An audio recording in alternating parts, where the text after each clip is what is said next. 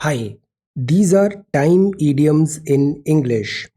हम बोलते हैं ना टाइम फ्लाइज। टाइम फ्लाइज का क्या मतलब होता है? It means time passes quickly. समय जल्दी जल्दी बीत जाता है, पता ही नहीं चलता है। Time flies when you are in good company. On time.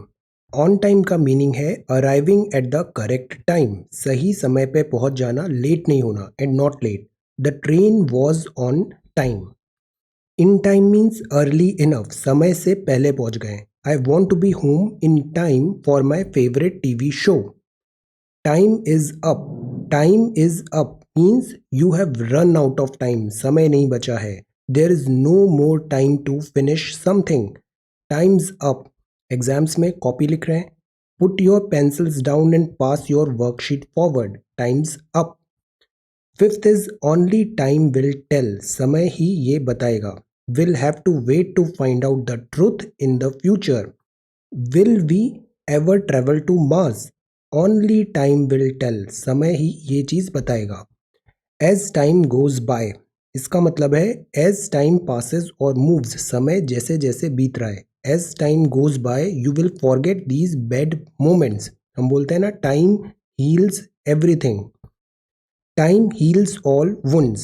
Our emotional hurts will leave us as time passes by. Time is an excellent healer. Time heals everything.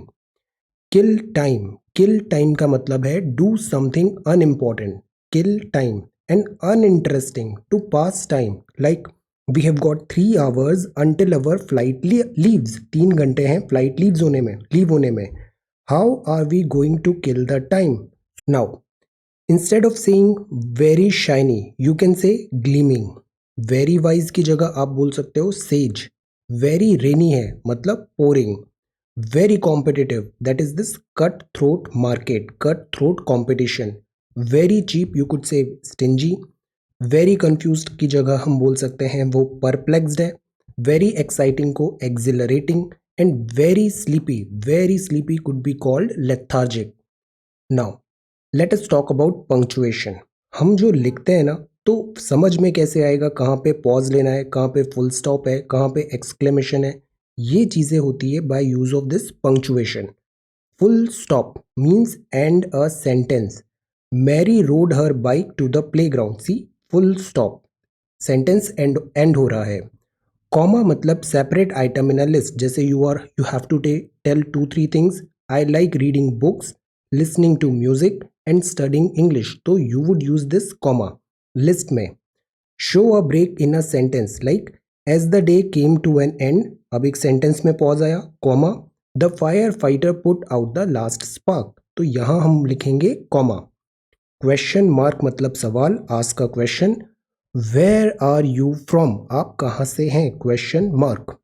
Exclamation, ये एक स्ट्रॉन्ग फीलिंग बताता है like wow, today has been awesome, exclamation mark.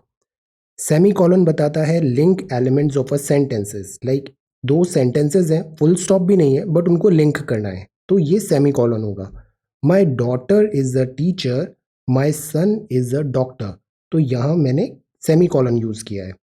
Colon होता है जब हम एक introduce कर रहे हैं लिस्ट को, like you have 2 choices, finish the work today और लूज द कॉन्ट्रैक्ट।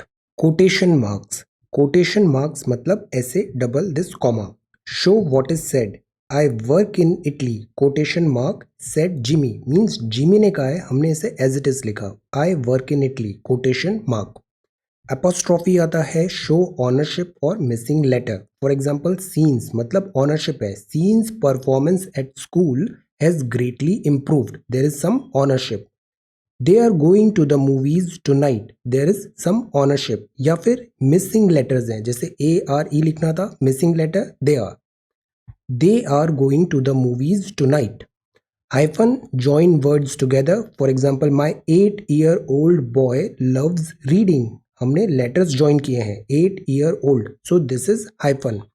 ब्रैकेट्स हम यूज करते हैं when set off less important details. For example हमें बोल रहा था द 2 brothers, बट हमने ब्रैकेट में फिर इन दोनों के नाम भी बता दिए। Were learning how to play guitar, the 2 brothers were learning how to play guitar. Ellipsis, Ellipsis होता है show that part of sentences are left out. For example, to be continues. So this is 11th of September 2020, set number 14, 5-minute English. Thank you so much for watching this video. Take care, study well and be safe.